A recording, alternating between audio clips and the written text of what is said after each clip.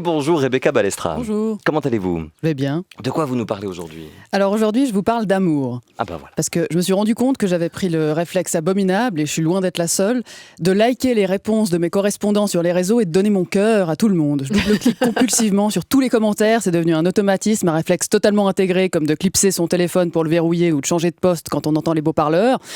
Je cœur, j'aime à tout bout de champ, alors qu'au fond, c'est pas tant que j'aime, on est d'accord. C'est même le contraire, Jonas. J'en ai rien à foutre. Je cœur vos réponses au MP, mais dans la vraie vie, je vous touche pas avec un bâton. Bon. Le cœur, c'est juste la solution universelle qu'on a trouvée pour fermer l'échange sans avoir à y répondre. Tiens, un peu d'approbation et fous-moi le camp.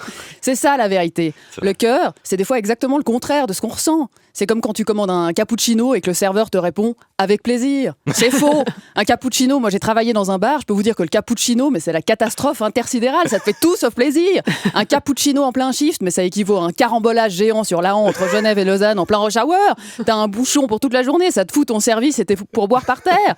Quand t'as ta table de connasses au brunch du samedi qui te demandent leur petit macchiato au lait d'avoine et leur cappuccino avec le cœur en poudre chocolaté instagrammable par en dessus, mais c'est de la malveillance ultime, c'est un crime contre l'humanité. Vraiment, les égoïstes qui commandaient des frappés, des smoothies et des cappuccinos, pensez aux autres un peu, commandez des expressos, merde. Voilà un peu d'honnêteté. Moi, ça me rend dingue ces formules polies où on te met les formes, où on te saupoudre des petits cœurs par en dessus alors que c'est d'un mensonge. Ces expressions hypocrites où on se voile la face, c'est quand même pathétique, on est d'accord. Mariage pluvieux, mariage heureux. Mariage pluvieux, mariage foiré, c'est tout. Menton de la chance, le menton de la chance, alors que tu te retrouves avec un trou du cul sur la gueule, c'est quand même un manque de peau considérable, excusez-moi. C'est fou d'aussi mal nommer les choses, d'être aussi loin de la réalité, d'être autant à côté de la plaque. L'arrêt de métro Provence, à Lausanne.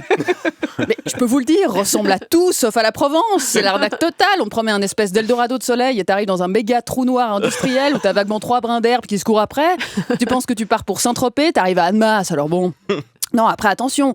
Des fois, il y a des choses qui veulent dire exactement ce qu'elles veulent dire, puis c'est pas mieux non plus. Par exemple, les Foufurax qui signaient « Je me tiens à votre entière disposition », mais rendez-vous compte de l'entière signification du message que vous faites passer, c'est hyper préoccupant. Vous faites souci à votre entière disposition, on dirait des carpettes masochistes érotomanes qui s'en mêlent complètement à l'autre et qui attendent avec une balle dans la bouche de se faire enrouler dans du black tape. C'est 50 nuances degrés, ça va pas du tout. Jonas se tient souvent à mon entière disposition et je peux vous dire que j'ai de la peine pour lui. Des fois, j'y pense en semaine, mais je me dis, mais ce pauvre type qui est à mon entière disposition, est-ce qu'il faudrait quand même checker comment il va, demander à une voisine d'aller lui donner de l'eau comme à un ficus, envoyer une patrouille pour le décrocher de sa balançoire sexuelle? Ah bah je vous écrirai plus ça dans les mails. Ouais, s'il vous plaît. C'est quoi? Je disais quoi? Non, le cœur. Le cœur, il me sort par le trou. Avant, le cœur, c'était juste pour la Saint-Valentin, pour le 14 février. On avait réussi à contenir tous les ploucs dans une seule journée de ploukies. C'était une façon de canaliser tous les nazes qui mettent des solitaires dans des flûtes à champagne et qui font des cœurs en bougie sur le sable. On a ramassé toutes les pétales de rose sur les lits et tous les immondes, mon chéri, à la cerise pour les concentrer sur une seule et même journée d'enfer. Et là, tout a explosé. Le cœur, c'est partout, tout le temps. C'est tous les jours Plouclande. Moi, j'en ai soupé du cœur. Carton rouge, trop de love, tu love. En plus, le pire, c'est que maintenant, il y a tout un nuancier de cœur. C'est d'une perte de temps infinie.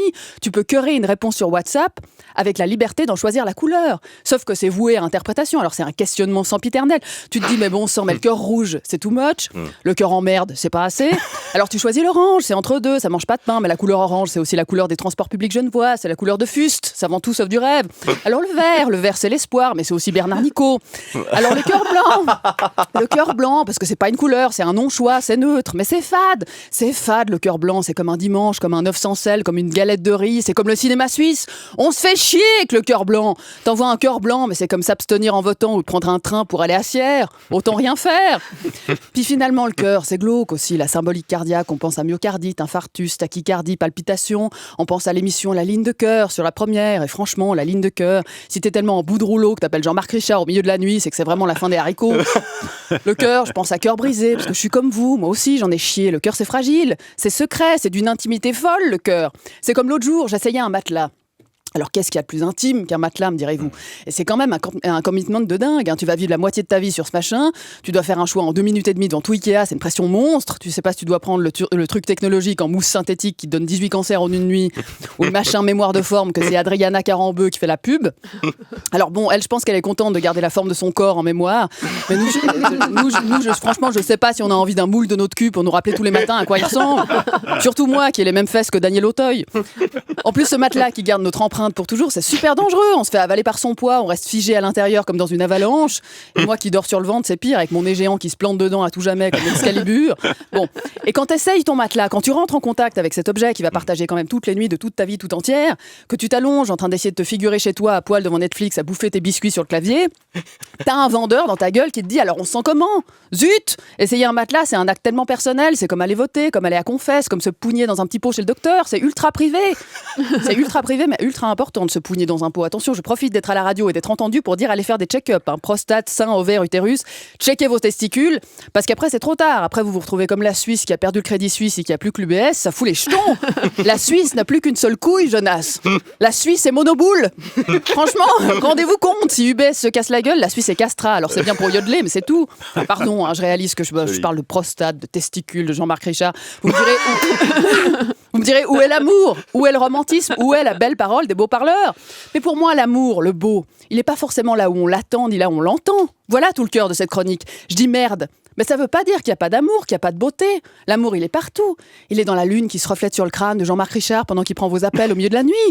Il est dans la voix douce du métro qui nous dit Provence, dans l'interphone qui essaie de nous vendre du rêve et de nous projeter ailleurs parce que la vie est rude. L'amour, il est sur vos matelas si vous n'êtes pas complètement impotent. L'amour, il est dans le doigt qui vous palpe la prostate et qui peut-être vous sauvera la vie. Ça, c'est un geste d'amour. Un check-up de la prostate, c'est finalement la plus belle déclaration d'amour qu'on puisse vous faire. Oui, c'est bas, ça touche aux tripes, c'est viscéral, mais je vais vous dire, c'est exactement comme avec l'amour. Quand ça part du bide, c'est que c'est juste, c'est que c'est vrai. Et qu'est-ce que la vérité, si ce n'est la beauté ? Et je finis sur une citation de John Keats, parce qu'on dirait pas comme ça, mais je suis une grande fanat de poésie, pas seulement de Jean-Marc Richard. La beauté est vérité, la vérité beauté, c'est tout ce que vous savez sur Terre et c'est tout ce qu'il faut savoir. Merci, beau dimanche. Et oubliez pas votre frottis de l'utérus, hein, Jonas. Merci, Rebecca Balestra.